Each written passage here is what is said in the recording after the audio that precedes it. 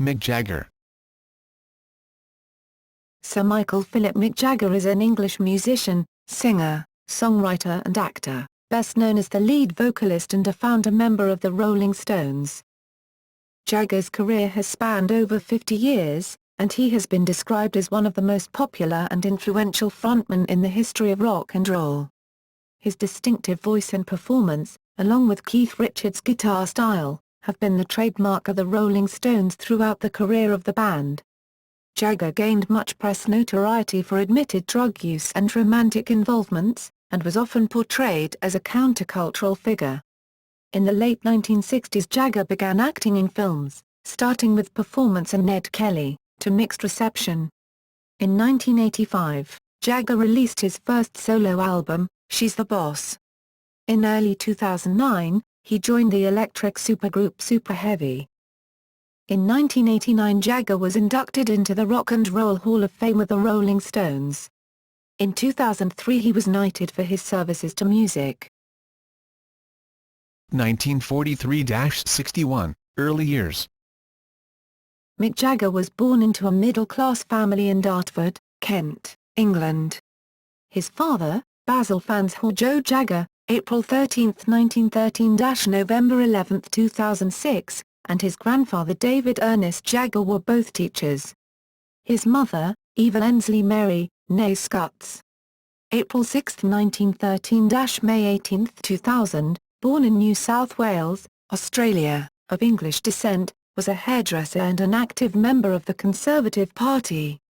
Jagger is the elder of two sons. His brother and fellow musician Chris Jagger was born on December 19, 1947, and was brought up to follow in his father's career path. In the book According to the Rolling Stones, Jagger states, "I was always a singer. I always sang as a child. I was one of those kids who just liked to sing. Some kids sing in choirs. Others like to show off in front of the mirror. I was in the church choir and I also loved listening to singers on the radio, the BBC or Radio Luxembourg, or watching them on TV and in the movies." From September 1950, Keith Richards and Jagger, known as Mike to his friends, were classmates at Wentworth Primary School in Dartford, Kent. In 1954, Jagger passed the 11+, and went to Dartford Grammar School, where there is now the Mick Jagger Centre, as part of the school. Having lost contact with each other when they went to different schools, Richards and Jagger resumed their friendship in July 1960 after a chance encounter and discovered that they had both developed a love for rhythm and blues music, which began for Jagger with Little Richard. Jagger left school in 1961. He obtained 7 O-levels and 3 A-levels. Jagger and Richards moved into a flat in Edith Grove in Chelsea, London, with a guitarist they had encountered named Brian Jones. While Richards and Jones were making plans to start their own rhythm and blues group, Jagger continued his business courses at the London School of Economics, and had seriously considered becoming either a journalist or a politician.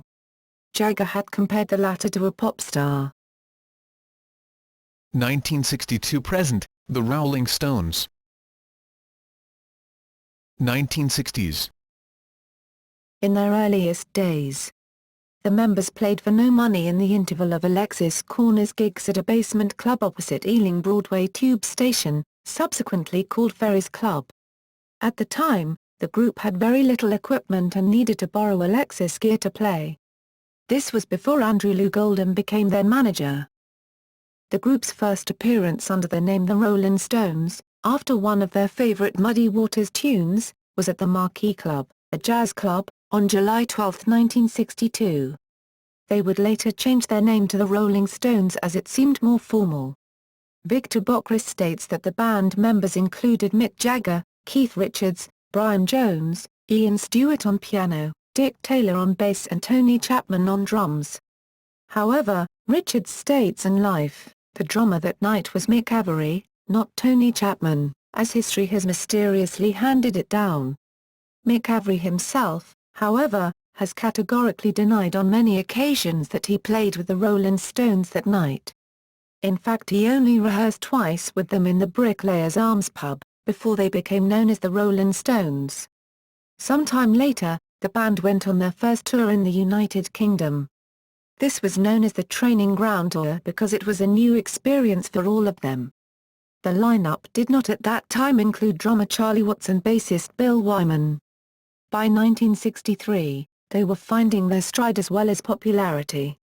By 1964, two unscientific opinion polls rated them as Britain's most popular group, outranking even the Beatles. By the autumn of 1963, Jagger had left the London School of Economics in favour of his promising musical career with the Rolling Stones. The group continued to mine the works of American rhythm and blues artists such as Chuck Berry and Bo Diddley, but with the strong encouragement of Andrew Loog Oldham, Jagger and Richards soon began to write their own songs. This core songwriting partnership would flourish in time.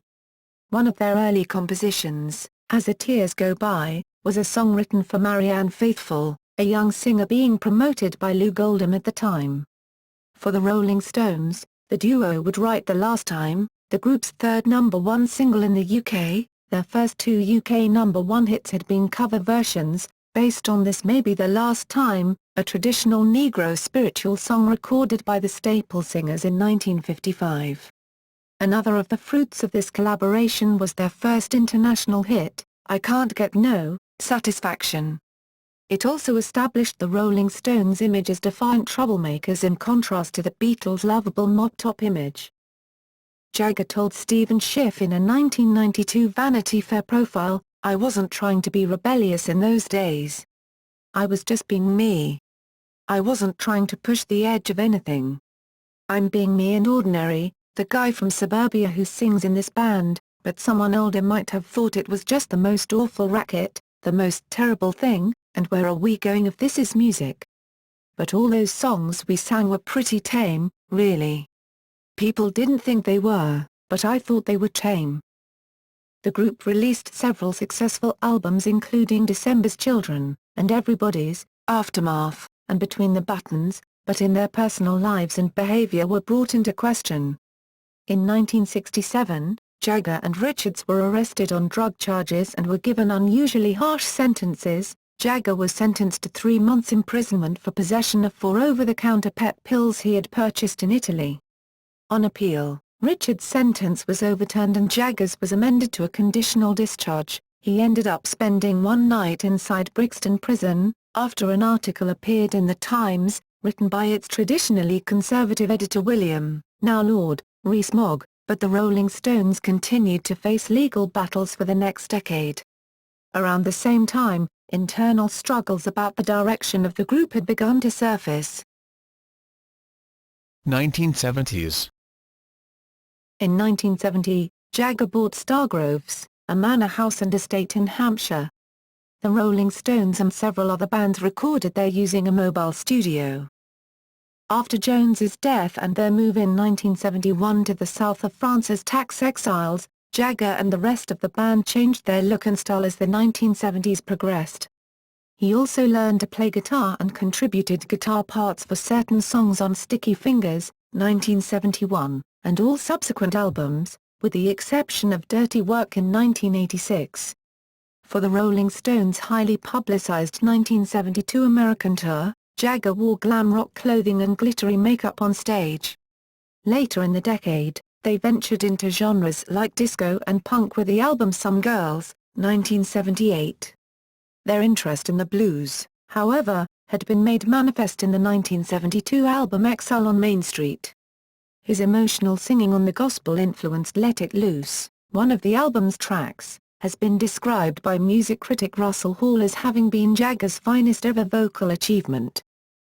After the band's acrimonious split with their second manager, Alan Klein, in 1971, Jagger took control of their business affairs after speaking with an up-and-coming frontman, J.B. Silver, and has managed them ever since in collaboration with his friend and colleague, Rupert Lowenstein. Mick Taylor, Brian Jones's replacement, left the band in December 1974 and was replaced by Faces guitarist Ronnie Wood in 1975, who also operated as a mediator within the group, and between Jagger and Richards in particular. 1980s. While continuing to tour and release albums with the Rolling Stones, Jagger began a solo career.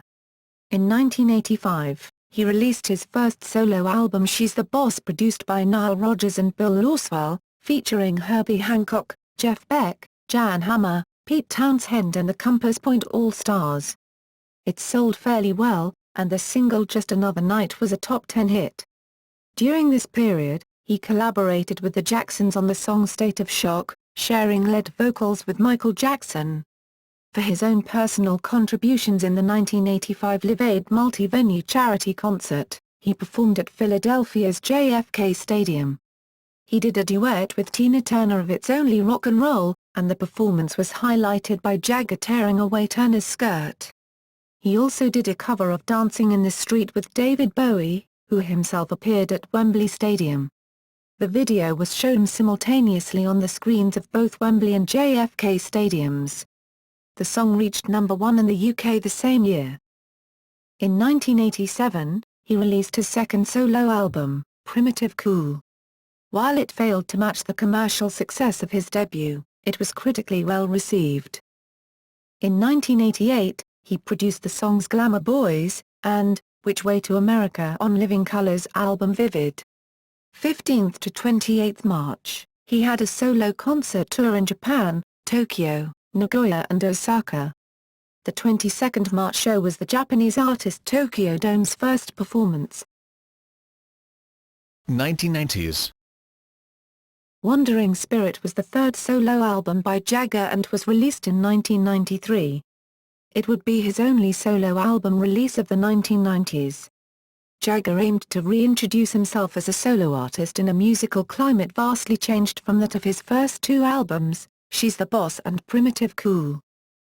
Following the successful comeback of the Rolling Stones' Steel Wheels, 1989, which saw the end of Jagger and Richards' well-publicized feud, Jagger began routining new material for what would become Wandering Spirit. In January 1992, after acquiring Rick Rubin as co-producer, Jagger recorded the album in Los Angeles over 7 months until September 1992, recording simultaneously as Richards was making Main Offender. Jagger would keep the celebrity guests to a minimum on Wandering Spirit, only having Lenny Kravitz as a vocalist on his cover of Bill Withers' Use Me, and bassist Flea from Red Hot Chili Peppers on 3 tracks. Following the end of the Rolling Stones' Sony Music contract and their signing to Virgin Records, Jagger signed with Atlantic Records, which had signed the Stones in the 1970s, to distribute what would be his only album with the label. Released in February 1993, Wandering Spirit was commercially successful, reaching number 12 in the UK and number 11 in the US, going gold there. The track Sweet Thing was the lead single, although it was the third single, Don't Tear Me Up, which found moderate success, topping Billboard's album Rock Tracks chart for 1 week. 2000s. In 2001, Jagger released Goddess in the Doorway, spawning the hit single Visions of Paradise. In the same year, he also joined Keith Richards in the Concert for New York City, a charity concert in response to the 11th September attacks, to sing Salt of the Earth, and Miss You. He celebrated the Rolling Stones' 40th anniversary by touring with them on the year-long Licks tour in support of their career retrospective 40 Licks double album. In 2007, the Rolling Stones made $437 million on their A Bigger Bang tour, which got them into the current edition of Guinness World Records for the most lucrative music tour. Jagger has refused to say when the band will retire, stating in 2007, "I'm sure the Rolling Stones will do more things and more records and more tours. We've got no plans to stop any of that really." In October 2009, Jagger and U2 performed Gimme Shelter, with Fergie and will.i.am, and Stuck in a Moment You Can't Get Out of at the 25th anniversary Rock and Roll Hall of Fame concert. 2010s. On May 20, 2011, Jagger announced the formation of a new supergroup, Super Heavy, which includes Dave Stewart, Joss Stone, Damian Marley and A.R. Rahman. Jagger has featured on will.i.am's 2011 single The, The Hardest Ever. It was officially released to iTunes on February 4, 2012. On February 21, 2012, Mick Jagger, B.B. King, Buddy Guy and Jeff Beck along with a blues ensemble performed at the White House concert series before President Barack Obama. When Jagger held out a mic to him, Obama sang twice the line "Come On, Baby Don't You Want to Go" of the blues cover Sweet Home Chicago, the blues anthem of Obama's hometown.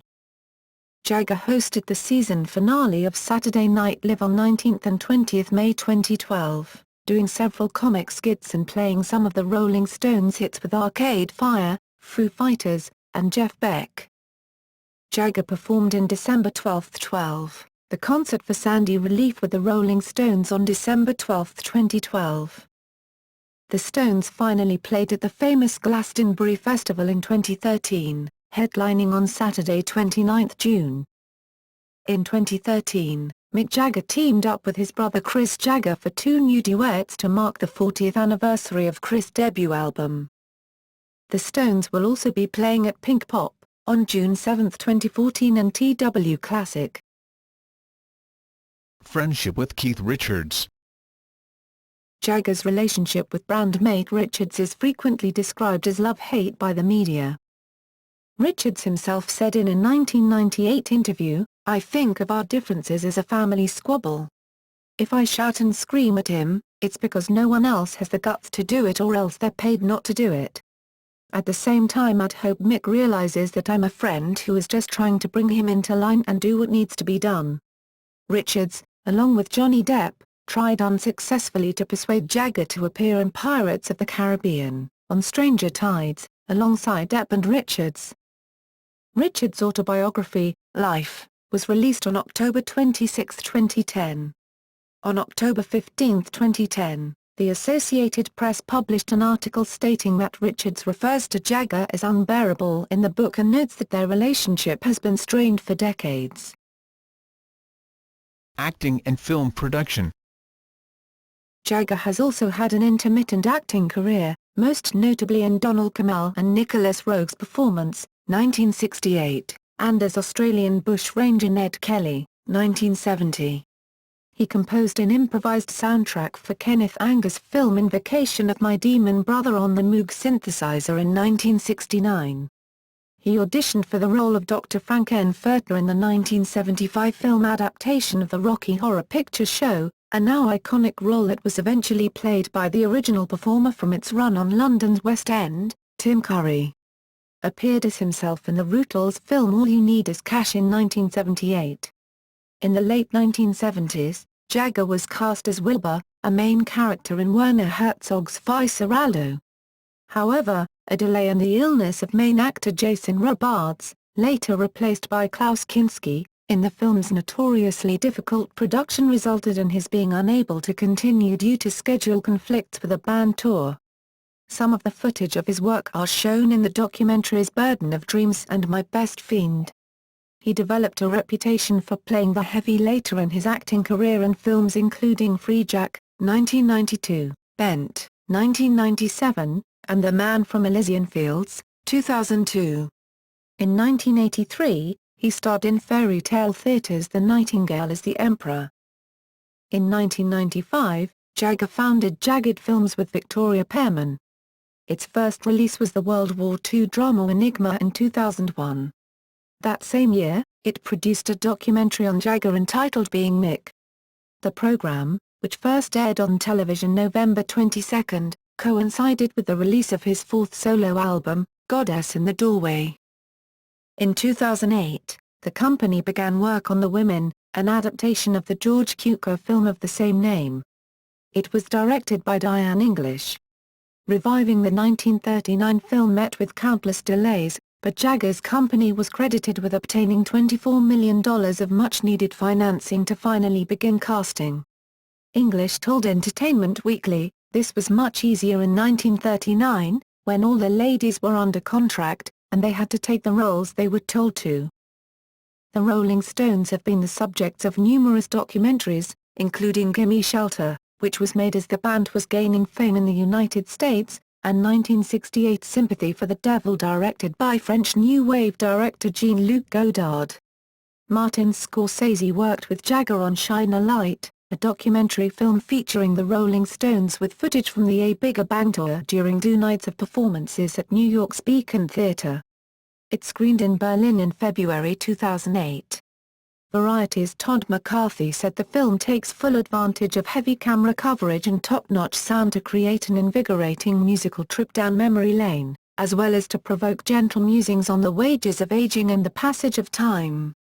He predicted the film would fare better once released to video than in its limited theatrical runs.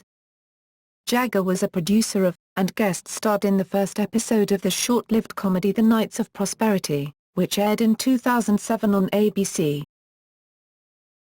Personal life. Relationships. Jagger has been married twice and has had several other relationships. From 1966 to 1970 he had a relationship with the singer, songwriter and actress Marianne Faithfull, with whom he co-wrote Sister Morphine, a song on the Rolling Stones' 1971 album Sticky Fingers. In 1970 he met Nicaraguan-born Bianca de Mesas. They married on May 12, 1971 in a Catholic ceremony in Saint-Tropez, France. The couple separated in 1977, and in May 1978 she filed for divorce on the grounds of his adultery. Later she was reported to have said, "My marriage ended on my wedding day." In late 1977 Jagger began seeing model Jerry Hall, and they later lived together and had 4 children. They were married on November 21, 1990 in a Hindu beach ceremony in Indonesia, and lived at Down House in Richmond, London. Jagger contested the validity of the wedding ceremony, and the marriage was annulled in August 1999. Jagger had a relationship with fashion designer Lauren Scott from 2001 until her death in 2014. She left her entire estate, estimated at about $9 million, to him. Children. Jagger has 7 children with 4 women. With Marsha Hunt, he has daughter Karis Hunt Jagger, born November 4, 1970. With first wife Bianca de Mesas, he has daughter Jachina Jezebel Jagger, born October 21, 1971. With second wife Jerry Hall, he has daughter Elizabeth Lizzie Scarlett Jagger, born March 2, 1984, son James Leroy Augustin Jagger, born August 28, 1985, daughter Georgia May Ayesha Jagger, born January 12, 1992, and son Gabriel Luke Beauregard Jagger, born December 9, 1997. With Luciana Jimenez, he has a son, Lucas Morris Morad Jagger, born May 18, 1999. He also has 4 grandchildren, and expects to become a great-grandfather in 2014 through his granddaughter Assisi, who is the daughter of Jade Jagger. Other. His father, Joe, died of pneumonia on November 11, 2006, at the age of 93. Although the Rolling Stones were on the A Bigger Bang tour, Jagger flew to Britain on Friday to see his father before returning to Las Vegas the same day, where he was to perform on Saturday night. The show went ahead as scheduled. In 2008, it was revealed that members of the Hells Angels had plotted to murder Jagger in 1975. They were angered by Jagger's public blaming of the Hells Angels, who had been hired to provide security at the Altamont-Free concert in December 1969, for much of the crowd violence at the event. The conspirators reportedly used a boat to approach a residence where Jagger was staying on Long Island, New York. The plot failed when the boat was nearly sunk by a storm. Jagger is an avid cricket fan. He founded Jagged Internetworks so he could get coverage of English cricket. His personal fortune was estimated in 2010, at $190 million, $298 million. His younger brother Chris Jagger, is also a musician. They have performed together through the years. Knighthood. In the Queen's Birthday Honours 2002 Jagger was appointed a Knight Bachelor for services to music, and on December 12, 2003 he was knighted by HRH the Prince of Wales. Mick Jagger's knighthood received mixed reactions. Some fans were disappointed when he accepted the honour, as it seemed to contradict his anti-establishment stance. As United Press International noted, the honour is odd, for unlike other knighted rock musicians, He has no known record of charitable work or public services, although he is a patron of the British Museum. Jagger was on record as saying apart from the Rolling Stones, the Queen is the best thing Britain has got, but was absent from the Queen's Golden Jubilee pop concert at Buckingham Palace that marked her 50 years on the throne. Charlie Watts was quoted in the book according to the Rolling Stones as saying, "Anybody else would be lynched, 18 wives and 20 children and he's knighted, fantastic." The ceremony took place in December 2003. Jagger's father and daughters Caris and Elizabeth were in attendance. Jagger's knighthood also caused some friction between him and bandmate Keith Richards, who was irritated when Jagger accepted the paltry honor. Richards said that he did not want to take the stage with someone wearing a coronet and sporting the old ermine. "It's not what the Stones is about, is it?" Jagger retorted, "I think he would probably like to get the same honor himself. It's like being given an ice cream, one gets one and they all want one." In popular culture. From the time that the Rolling Stones developed their anti-establishment image in the mid-1960s, Mick Jagger, with guitarist Keith Richards, has been an enduring icon of the counterculture. This was enhanced by his controversial drug-related arrests, sexually charged on-stage antics, provocative song lyrics, and his role of the bisexual Turner in the 1970 film Performance. One of his biographers, Christopher Anderson, describes him as one of the dominant cultural figures of our time, adding that Jagger was the story of a generation. Jagger, who at the time described himself as an anarchist and espoused the leftist slogans of the era, took part in a demonstration against the Vietnam War outside the U.S. Embassy in London in 1968. This event inspired him to write Street Fighting Man that same year. A variety of celebrities attended a lavish party at New York's St. Regis Hotel to celebrate Jagger's 29th birthday and the end of the band's 1972 American tour. The party made the front pages of the leading New York newspapers. Pop artist Andy Warhol painted a series of silkscreen portraits of Jagger in 1975, one of which was owned by Farah Diba, wife of the Shah of Iran. It hung on a wall inside the Royal Palace in Tehran. In 1967, Cecil Beaton photographed Jagger's naked buttocks, a photo that sold at Sotheby's auction house in 1986 for $4,000. Jagger was allegedly a contender for the anonymous subject of Carly Simon's 1973 hit song You're So Vain, in which he sings backing vocals. Although Don McLean does not use Jagger's name in his famous song American Pie, he alludes to Jagger on stage at Altamont, calling him Satan. Jagger's spirited vocal delivery is recognized by rapper Kanye West during the first verse of the 2008 T.I. and Jay-Z single Swagger Like Us. In 2010, a retrospective exhibition of portraits of Mick Jagger was presented at the festival Rencontres, in France. The catalogue of the exhibition is the first photo album of Mick Jagger and shows his evolution over 50 years. He was listed as one of the 50 best-dressed over 50s by The Guardian in March 2013. Maroon 5's popular song Moves Like Jagger is about Jagger. Jagger himself acknowledged the song in an interview, calling the concept very flattering. Jagger is also referenced in Kesha's song Tick-Tock, and the Black Eyed Peas hit The Time, Dirty Bit. Legacy. In the words of British dramatist and novelist Philip Norman, the only point concerning Mick Jagger's influence over young people that doctors and psychologists agreed on was that it wasn't, under any circumstances, fundamentally harmless. According to Norman, even Elvis Presley at his most scandalous had not exerted a power so wholly and disturbingly physical. Presley, he wrote in 1984, while he made girls scream, did not have Jagger's ability to make men feel uncomfortable. Norman also associates the early performances of Jagger with the Rolling Stones in the 1960s as a male ballet dancer, with his conflicting and colliding sexuality, the swan's neck and smeared harlot eyes allied to an overstuffed and straining codpiece. Other authors also attribute similar connotations to Jagger. His performance style has been studied in the academic field as an analysis concerning gender, image and sexuality.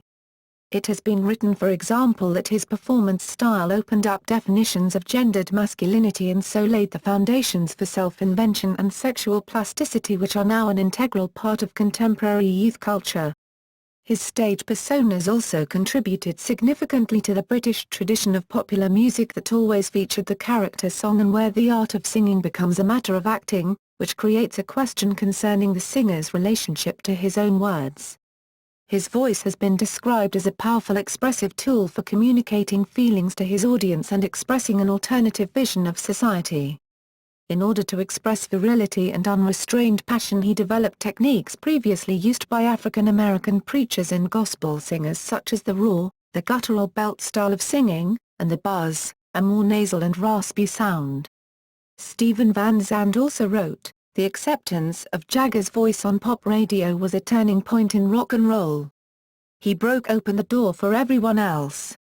Suddenly, Eric Burdon and Van Morrison weren't so weird, even Bob Dylan." AllMusic has described Jagger as one of the most popular and influential frontmen in the history of rock and roll. In fact, musicians such as David Bowie joined many rock bands with blues, folk and soul orientations in his first attempts as a musician in the mid-1960s, and he was to recall, "I used to dream of being their Mick Jagger." Jagger appeared on Rolling Stone's list of 100 greatest singers at number 16. In the article, Lenny Kravitz wrote, "I sometimes talk to people who sing perfectly in a technical sense who don't understand Mick Jagger. His sense of pitch and melody is really sophisticated.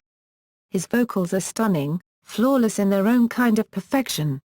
This edition also cites Mick Jagger as a key influence on Jack White, Steven Tyler and Iggy Pop. More recently, his cultural legacy is also associated with his aging, accompanied by some vitality. Bon Jovi frontman John Bon Jovi, also a veteran, has said, "We continue to make #1 records and fill stadiums. But will we still be doing 150 shows per tour? I just can't see it. I don't know how the hell Mick Jagger does it at 67. That would be the first question I'd ask him. He runs around the stage as much as I do, yet he's got almost 20 years on me." Since his early career, Jagger embodied what some authors describe as a Dionysian archetype of eternal youth personified by many rock stars and the rock culture. As wrote biographer Laura Jackson, "It is impossible to imagine current culture without the unique influence of Mick Jagger." Discography. Singles. Filmography. Jagger has appeared in the following films: As producer: Getting Up, 20